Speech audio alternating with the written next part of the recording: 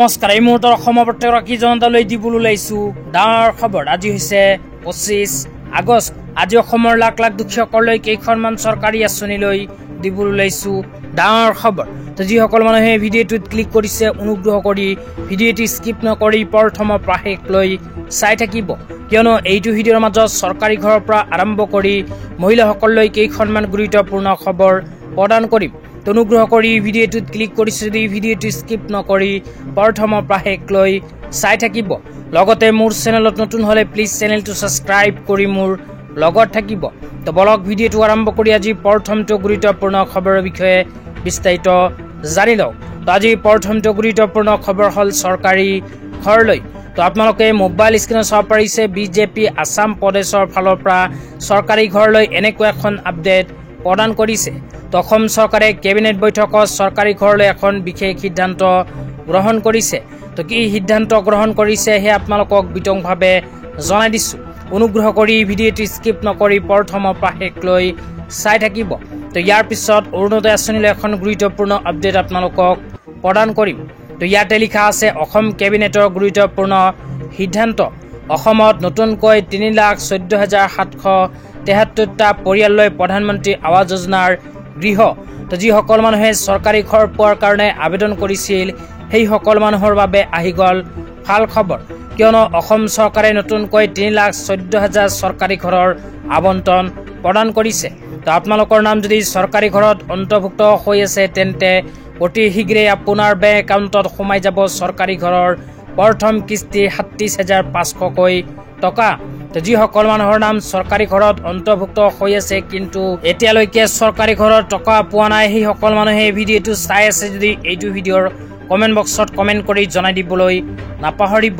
তেতিয়া আপোনালোকক দিবলৈ ওলাইছোঁ আজি দ্বিতীয়টো খুবেই গুৰুত্বপূৰ্ণ খবৰ।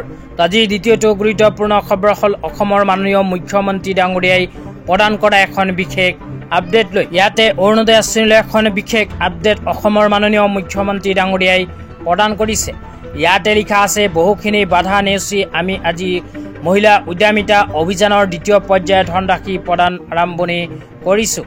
জানিবলৈ পাই সুখী হ'ম যে 17 ছেপ্টেম্বৰৰ পৰা অৰুণোদয়, অক্টোবৰৰ পৰা নিযুত মইনা আঁচনি, মেট্ৰিক পৰীক্ষাৰ্থীয়ে 300 টকাৰ সুলভ মূল্যৰ দোকানত চাউলৰ লগতে ৰাজ সাহায্যযুক্ত কম মূল্যত দালি, নিমখ, চেনি লাভ কৰিব ৰাইজে। তো ইয়াতে কোৱা অনুযায়ী যিসকল মানুহে মুখ্যমন্ত্ৰী মহিলা উদ্যমিতা অভিযান আঁচনিত আবেদন কৰিছিল সেই সকল মানুহক অসম চৰকাৰে দ্বিতীয় পৰ্যায়ৰ টকা প্ৰদানৰ কাম ইতিমধ্যে আৰম্ভ কৰিছে। লগতে যিসকলে অৰুণোদয় 3.0 আঁচনিত আবেদন কৰিছিল সেই সকলকো অহা 17 ছেপ্টেম্বৰ তাৰিখে অসম চৰকাৰে অৰুণোদয় আঁচনি টকা প্ৰদানৰ কাম আৰম্ভ কৰিব। ইয়াৰ উপৰিও নিযুত মইনা আঁচনিৰ লগতে মেট্ৰিক পৰীক্ষাৰ শিক্ষাৰ্থীসকলক অহা অক্টোবৰ মাহৰ পৰা প্ৰদান কৰিব 300কৈ টকা। লগতে যিসকল মানুহৰ ৰেচন কাৰ্ড আছে সেই সকল মানুহক অহা অক্টোবৰ মাহৰ পৰা ৰেচন কাৰ্ডৰ জৰিয়তে চাউলৰ উপৰিও প্ৰদান কৰিব দালি, নিমখ আৰু চাউল। তো আপোনালোকৰ নাম যদি ৰেচন কাৰ্ডত অন্তৰ্ভুক্ত হৈ আছে তেন্তে নিশ্চয় এইটো ভিডিঅ'ৰ কমেণ্ট বক্সত কমেণ্ট কৰি জনাই দিবলৈ নাপাহৰিব। লগতে আকৌ আপোনালোকক জনাই দিছোঁ যিসকল মানুহে অৰুণোদয় আঁচনিত আবেদন কৰিছিল, লগতে যিসকলে চলিত আগষ্ট মাহত অৰুণোদয় আঁচনি 1,250কৈ টকা পোৱা নাই সেই সকল মানুহে অহা 17 ছেপ্টেম্বৰ তাৰিখে অৰুণোদয় আঁচনি টকা নতুনকৈ লাভ কৰিব। তেতিয়া আপোনালোকক দিবলৈ ওলাইছোঁ আজি তৃতীয়টো খুবেই গুৰুত্বপূৰ্ণ খবৰ। তো আজি তৃতীয়টো গুৰুত্বপূৰ্ণ খবৰ হ'ল আত্মসহায়ক গোটৰ মহিলাসকলৰ বাবে। তো যিসকল আত্মসহায়ক গোটৰ মহিলাসকলে মুখ্যমন্ত্ৰী মহিলা উদ্যমিতা অভিযান আঁচনিৰ ফৰ্ম ফিল-আপ কৰি জমা দিছিল সেই সকল আত্মসহায়ক গোটৰ মহিলাক অসম চৰকাৰে ইতিমধ্যে দ্বিতীয় পৰ্যায়ত মুখ্যমন্ত্ৰী মহিলা উদ্যমিতা অভিযান আঁচনি 10,000কৈ টকা প্ৰদানৰ কাম আৰম্ভ কৰিছে।